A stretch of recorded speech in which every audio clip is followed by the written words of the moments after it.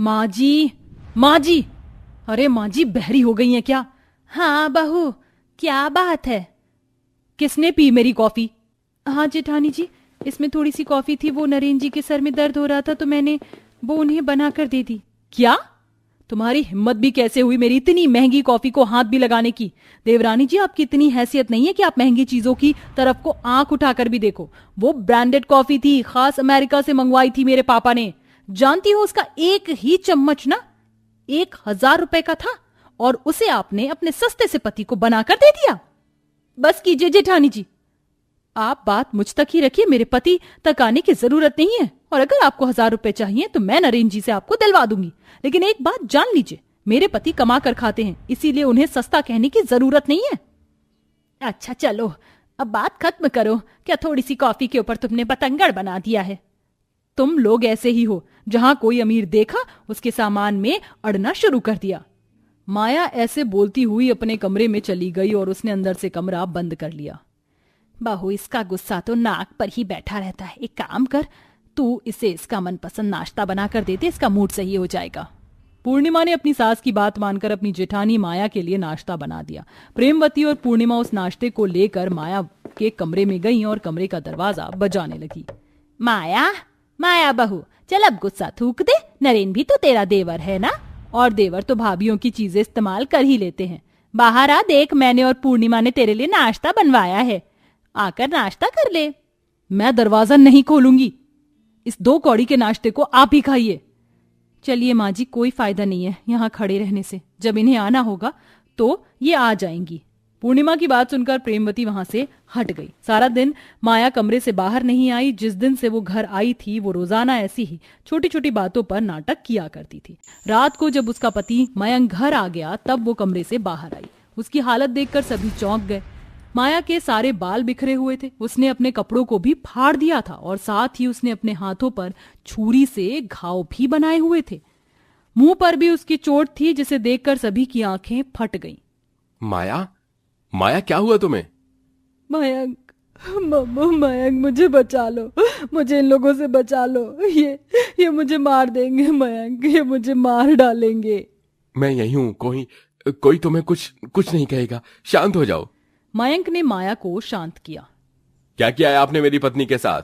जेठ जी, हमने तो कुछ, मयंक के लोग मुझे कुछ खाने को नहीं देते, हमारी लव मैरिज है ना, इसीलिए माँ जी और पूर्णिमा मुझसे जलती हैं। अगर मैं कुछ बोलती हूँ तो ये मुझे मार मार कर मेरा ये हाल करती है। मयंक, मुझे इनसे बचा लो, मुझे इनसे बचा लो। हाँ, अब मैं यही हूं माया, शांत हो जाओ, शांत हो जाओ। माँ, पूर्णिमा, मुझे आप दोनों से ये उम्मीद नहीं थी। इस तरह तो अगर माया मुझे कुछ न बताती तो आप इसे मार ही डालती। नहीं जेठ जी, बस, मुझे किसी की सफाइयां नहीं चाहिए। अब इस घर का बंटवारा होगा, बस। मैं अपनी पत्नी को आप दोनों के पास मरने को नहीं छोड़ सकता हूं। मैं कल ही वकील साहब को बुलाऊंगा और जो जितना होगा उसका उसे मिल जाना चाहिए। मयंक की बात सुनकर प्रेमवती और पूर्णिमा दोनों हक्का बक्का रह गई। मयंक अपनी पत्नी को कमरे में लेकर चला गया।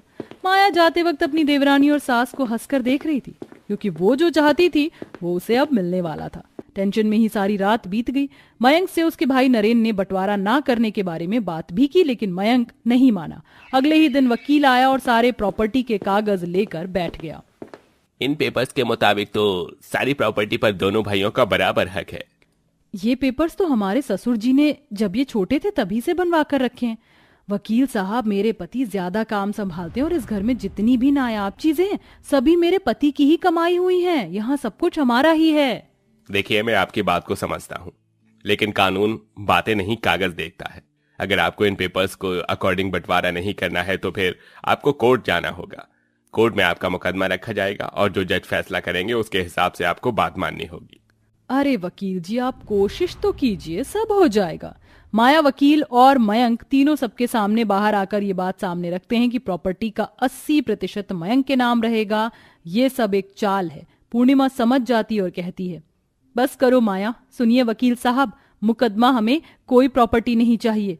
जिन लोगों को लालच ने घेरा हुआ ये प्रॉपर्टी उन्हें मुबारक। मैं अपनी सास, अपने परिवार के साथ खुश हूँ। अगर हमने इस प्रॉपर्टी में से हिस्सा लिया तो हो सकता है हम जिंदगी भर खुश ना रह पाएं। इसीलिए अच्छा यही है कि ये सारी प्रॉपर्टी आप हमारी घमंडी जेठानी के हिस्से में ही लिख दीजिए। मेरे हिस्से में मेरी सास यानी मेरी माँ को लिख दीजिए। पूर्णिमा, नरेन जी, यही सही है। जिसके साथ माँ है उसे किसी चीज की कमी नहीं हो सकती। नरेन भी पूर्णिमा के आगे नहीं बोला। घर में मयंक को छोड़कर सभी माया के बारे में जानते थे। उन सभी ने खैरात में माया को सब कुछ दे दिया। उसी दिन नए प्रॉपर्टी के कागजात आए जिन पर नरेन ने सिग्नेचर कर दिए और अब सारी प्रॉपर्टी माया और मयंक के नाम हो चुकी थी। चलो चलो अब जाओ यहां से, अब तुम कचरे के ढेरों का इस घर में कोई काम नहीं, निकलो। माया, तू तो बहुत खराब औरत है। तुझे बस लालच ने घेरा हुआ है और तू इसी के इशारों पर नाचती है। लेकिन एक बात याद रखना, ये लालच किसी भी सूरत में अच्छा नहीं है। एक दिन यही लालच तुझे ले डूबेगा। प्रेमवती ऐसे बोलकर अपनी बहू और बेटे के साथ चली आई। नरेन की जेब में जो थोड़े से पैसे थे उनसे उन्होंने बाहर ही खाना खाया और एक छोटा सा कमरा किराए पर ले लिया। बहू, भले ही ये घर छोटा है लेकिन यहाँ कितना सुकून है ना। परिवार के साथ सुकून ही होता है माँ।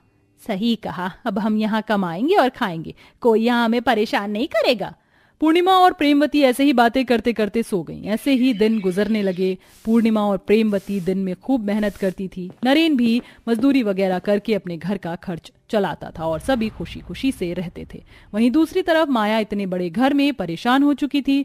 वहीं मयंक से भी पूरा काम का लोड संभाला नहीं जा रहा था। मयंक जी, मैंने कितनी बार बोला है यहाँ घर में काम करने के लिए, आप कोई काम वाली लगवा दीजिए। तुम्हें हमेशा शिकायत ही रहती है। हाँ, तुम जानती हो कि दिन पे दिन मुझे काम में घाटा होने पर ऐसे में मैं नौकरों को कहां से पैसे दूंगा। हे भगवान, मैं तो चली अपने मायके, मेरे बस की बात नहीं है इस इतने बड़े घर को साफ करना। अगर तुमने कहीं भी जाने के बारे में सोचा ना तो मैं तुम्हें छोड़ दूंगा माया, इसीलिए ऐसी बातें मत करो। बंटवारे का फैसला तुम्हारा था तो अब इस घर को संभालने की जिम्मेदारी भी तुम्हारी है। मयंक की बात सुनकर माया घबरा गई। फिर क्या था, जब माया को अपनी गलती का एहसास होने लगा था, इतना बड़ा घर उससे संभाला नहीं जाता था और मयंक का भी काम आधे से ज्यादा डूब चुका था। इसीलिए एक दिन दोनों पति पत्नी ने फैसला किया। उन्होंने पूर्णिमा के परिवार का पता निकाला और दोनों उसके घर पहुंच गए। जेठानी जी और जेठ जी भी अंदर आइए। पूर्णिमा ने उन्हें अंदर बुलाया। दोनों पति पत्नी शर्मिंदा थे। माँ, पूर्णिमा, हम यहाँ अपनी गलती की माफी मांगने आए हैं। हमें आपको घर से निकलने के बाद आपकी अहमियत का अंदाजा हो गया है। हमें माफ कर दीजिए और सब कुछ भुलाकर घर चलिए। क्या?